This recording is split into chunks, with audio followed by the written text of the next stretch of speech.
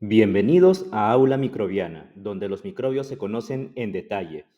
Hoy abordaremos Clostridioides difficile, una causa clave de diarrea asociada a antibióticos y una de las infecciones más relevantes en el entorno hospitalario. Su ventaja no es ser más agresivo todo el tiempo, sino saber esperar. Esta bacteria forma esporas que resisten el ambiente y colonizan cuando la microbiota intestinal se rompe y luego liberan toxinas que dañan directamente la mucosa del colon. Descubrimiento. La historia de Clostridioides difficile es una lección de contexto clínico. En el año 1935 se aisló en neonatos sanos y se le llamó Bacillus difficilis por la dificultad de cultivarlo. Por años se consideró inclusive parte de la flora normal. El cambio de mirada ocurre en 1978 cuando se identifican sus toxinas y se confirma su papel como agente causal de colitis pseudomembranosa, especialmente tras exposición a antibióticos. Es decir, no es solo la bacteria, sino el ecosistema intestinal alterado el que abre la puerta. Más adelante, en el año 2016, llega la reclasificación taxonómica. Se cambia de Clostridium, como anteriormente se le conocía, Clostridium difficile, a Clostridioides difficile, con base en la filogenia derivada del ARN ribosomal 16S. Y vemos esta historia entonces como una línea temporal en donde se resume el punto central. Lo que fue comensal en un contexto previo se vuelve patógeno cuando cambiamos las reglas o la mirada del intestino en el contexto del uso de antibióticos de amplio espectro. 2. Estructura y morfología. En la lámina vemos dos caras del microorganismo. Vemos en primer lugar la forma vegetativa y bajo la forma vegetativa vemos a un bacilo gram positivo, anaerobio estricto y productor de toxinas. Esta es la forma que causa daño en el colon, pero la protagonista epidemiológica es la segunda cara de esta bacteria, es la espora. Esta espora funciona como vehículo de transmisión y como mecanismo de supervivencia. La estructura de esta espora, con un núcleo que contiene el ácido desoxirribonucleico, corteza y cubierta, explica por qué resiste condiciones adversas, incluyendo calor y exposición a sustancias que no eliminan fácilmente esporas. Por eso, en la práctica clínica podemos tratar el episodio agudo y aún así ver recurrencias o transmisión ambiental si no se corta el ciclo. Entonces, la idea clave de este acápite es simple pero poderosa a la vez. Y lo vemos abajo. Espora es igual a resistencia ambiental más transmisión. En otras palabras, la enfermedad depende de toxinas, pero la persistencia en hospitales y el control de brotes dependen de comprender la biología de la espora. Factores de virulencia. Aquí el daño no se explica por invasión profunda, sino por las toxinas. Clostridioides difficile produce toxina A y toxina B, que actúan como glucosiltransferasas y tienen un blanco funcional muy específico, en el sentido que inactivan las GTPasas de la familia Rho, que son proteínas clave para organizar el citoesqueleto de actina. Cuando eso ocurre, la célula pierde su arquitectura, se redondea, se altera la barrera epitelial y se favorece la inflamación y la muerte celular en consecuencia. Entonces, este punto une fisiopatología con clínica. Si el epitelio pierde integridad, aumenta la secreción y aparece diarrea. Si la inflamación escala, aparecen entonces complicaciones, las complicaciones de esta enfermedad. La lámina también resalta otros factores. Vemos aquí a la toxina binaria, presente en cepas hipervirulentas como el ribotipo O27, que se asocia, que se asocia a mayor producción de toxinas y brotes, y el biofilm, que contribuye a protección frente a antibióticos y respuesta inmune. En conjunto, o en resumen, estas herramientas explican entonces la gravedad de la enfermedad, los mecanismos de transmisión y la recurrencia de los episodios. Mecanismo patogénico. El mecanismo patogénico se entiende como una secuencia ecológica. Primero, ocurre la ingestión de esporas capaces de sobrevivir al ácido gástrico. Luego viene el evento decisivo, la disbiosis por antibióticos, que reduce la resistencia a la colonización.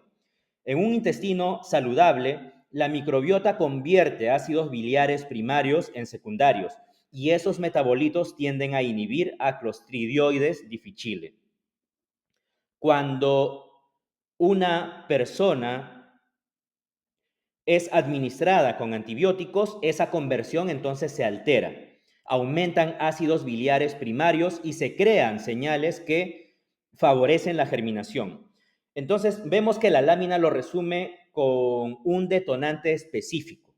La germinación puede activarse por sales biliares como el taurocolato. A partir de ahí, la bacteria entonces prolifera y produce toxinas A y B con daño directo sobre el epitelio, inflamación y diarrea. Este encadenamiento nos explica por qué el factor de riesgo más consistente, más sólido, es la administración de un antibiótico reciente. Esto no es solamente un detalle anamnéstico, es en realidad el mecanismo por el cual este patógeno causa grave enfermedad. Respuesta inmune. La respuesta inmune tiene también dos caras, una cara innata, muy visible, y una adaptativa que define el pronóstico. En la mucosa colónica, las toxinas disparan inflamación con infiltración masiva de neutrófilos. El exudado, junto con detritos celulares y moco, contribuyen a la formación de la pseudomembrana característica. Pero la parte más útil clínicamente es la adaptativa. Esta lámina nos destaca que la inmunoglobulina G sérica, la IgG, vemos cómo actúa esta IgG contra la toxina A y la toxina B. Y precisamente este mecanismo está correlacionado con protección. Ahora, esto conecta directamente con la recurrencia. Muchos pacientes recaen por resistencia a los antibióticos. ¿Verdadero o falso? No, ellos no recaen por la resistencia a los antibióticos, sino más bien por una respuesta humoral insuficiente para neutralizar toxinas cuando reaparece el desequilibrio ecológico. Entonces, ese es el punto importante aquí. Ese es el punto importante que obliga a pensar en el huésped y no solamente en el microorganismo. De esa manera, cuando el médico anticipa recurrencia, debe evaluar factores del paciente, severidad previa y estrategias que apunten a neutralizar toxina del Clostridioides difficile y también a restaurar la microbiota. Manifestaciones clínicas. Las manifestaciones clínicas se ordenan mejor por severidad, porque eso guía las decisiones. En la forma no severa, vemos que se nos señala diarrea acuosa con 3 o más deposiciones en 24 horas. Además, dolor abdominal leve y ausencia de fiebre alta. En la severa aparecen marcadores sistémicos, leucocitosis igual o mayor a 15.000 células por mililitro y creatinina mayor a 1.5 veces el valor basal, lo que sugiere inflamación intensa y compromiso fisiológico. Ahora, en la forma fulminante o complicada, ya no hablamos solo de diarrea, se agregan hipotensión o shock, ileoparalítico y megacolon tóxico. Y aquí vemos entonces también la alerta clínica más importante en la lámina, que el íleo puede enmascarar la diarrea. Entonces, en un paciente grave, no evacuar no tranquiliza, puede ser más bien un signo de complicación. Por eso, la severidad no se define por frecuencia de heces únicamente, sino por el contexto sistémico y los signos que puedan haber de una complicación. Epidemiología. La epidemiología se resume como una cadena de riesgo con tres componentes importantes para Clostridioides difficile. En primer lugar, los antibióticos, en segundo lugar, la exposición y en tercer lugar, el huésped. El primer eslabón es el de los antibióticos. Aquí tenemos a clindamicina, cefalosporinas y fluoroquinolonas que aparecen como impulsores clásicos porque rompen la microbiota y favorecen la germinación y el sobrecrecimiento bacteriano. El segundo eslabón es la exposición. Aquí tenemos a esporas en superficies y manos del personal, es decir, el ambiente hospitalario como reservorio persistente. El tercer eslabón es el huésped, caracterizado en este caso por una edad mayor de 65 años u hospitalización o también inmunosupresión que aumentan la susceptibilidad y la gravedad. La lámina también destaca la hipervirulencia asociada a una mayor producción de toxinas A, B y binaria, asociada también a brotes hospitalarios y mayor mortalidad. Con esto vemos que el punto crítico es entender que Clostridioides difficile no es una diarrea más, es un problema de ecosistema hospitalario y de prescripción antimicrobiana. Ahora, cuando se rompe uno de estos eslabones que hemos mencionado en esta lámina, especialmente el antibiótico innecesario o el uso innecesario de antibióticos, entonces se reduce drásticamente el riesgo. Diagnóstico. Esta lámina nos impone una regla clínica estricta. Nunca procesar heces formadas, heces sólidas. Solo se debe testear diarrea inexplicada porque detectar el microorganismo sin síndrome diarreico puede significar colonización y llevar a sobretratamiento. Entonces vemos aquí un algoritmo propuesto. El algoritmo propuesto inicia con GDH, glutamato deshidrogenasa, una prueba de alta sensibilidad útil como tamizaje. Si es negativa, prácticamente descarta Clostridioides difficile en este enfoque. Si es positiva, entonces se pasa a las toxinas A y B por inmunoensayo enzimático con alta especificidad para confirmar si hay discordancia. Por ejemplo, GDH positiva y toxina negativa sugiere una prueba molecular tipo NAT o PCR. ¿Sí? En casos de discordancia, por ejemplo, GDH positiva y toxina negativa, vamos entonces a mirar hacia una prueba molecular tipo NAAT o PCR. Si la PCR es positiva, en ese escenario se interpreta como potencial colonización. ¿Qué quiere decir? Que hay un gen presente, que hay una toxina ausente, por eso es que la correlación clínica es obligatoria.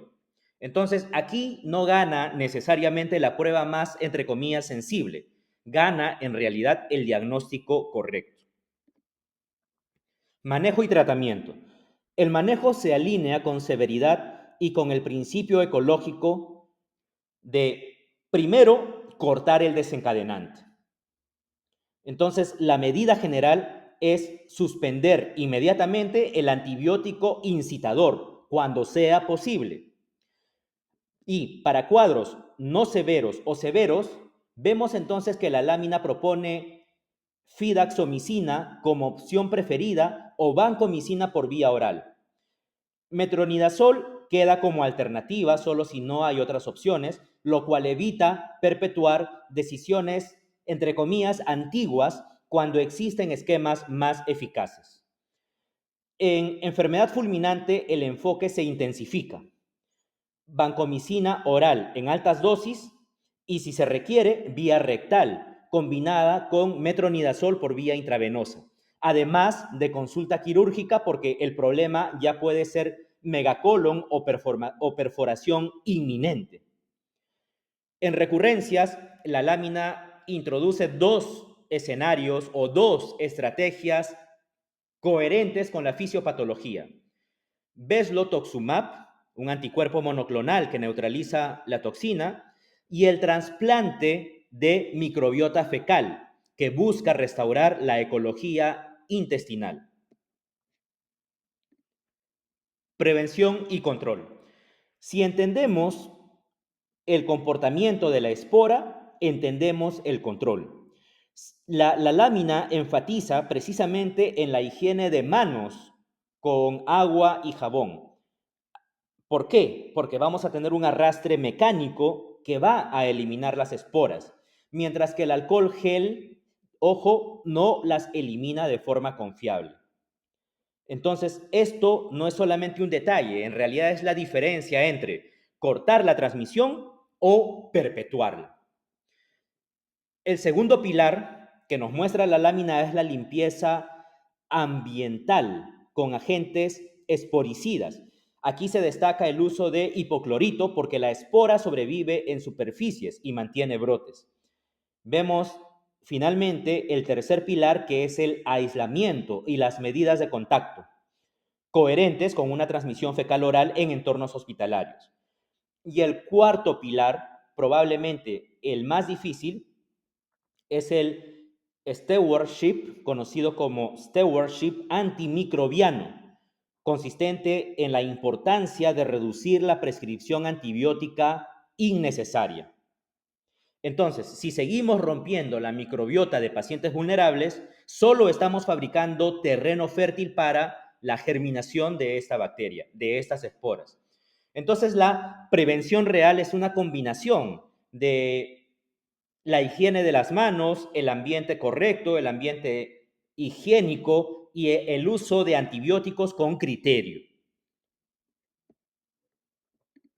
Muy bien, entonces hemos visto de esta manera que Clostridioides difficile, anteriormente como Clostridium difficile, es una bacteria de especial importancia para la salud pública. Ante todo, es un patógeno de oportunidad ecológica, porque aparece cuando los antibióticos rompen la microbiota y persiste gracias a sus esporas resistentes y causa enfermedad por sus toxinas que destruyen la barrera colónica.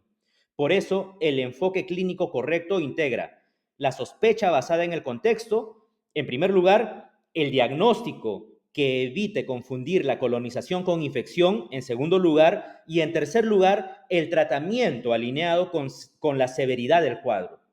Además, con una prevención centrada en higiene con agua y jabón, desinfección esporicida y el uso racional de los antibióticos principalmente. Llegamos así, de esta manera, al final de este episodio de Aula Microbiana, donde los microbios se conocen en detalle. Suscríbete al canal para que tengas conocimiento de los nuevos videos, dale like a este video si fue de tu provecho académico y no te olvides de compartirlo con tus colegas y tus compañeros. Hasta el próximo patógeno.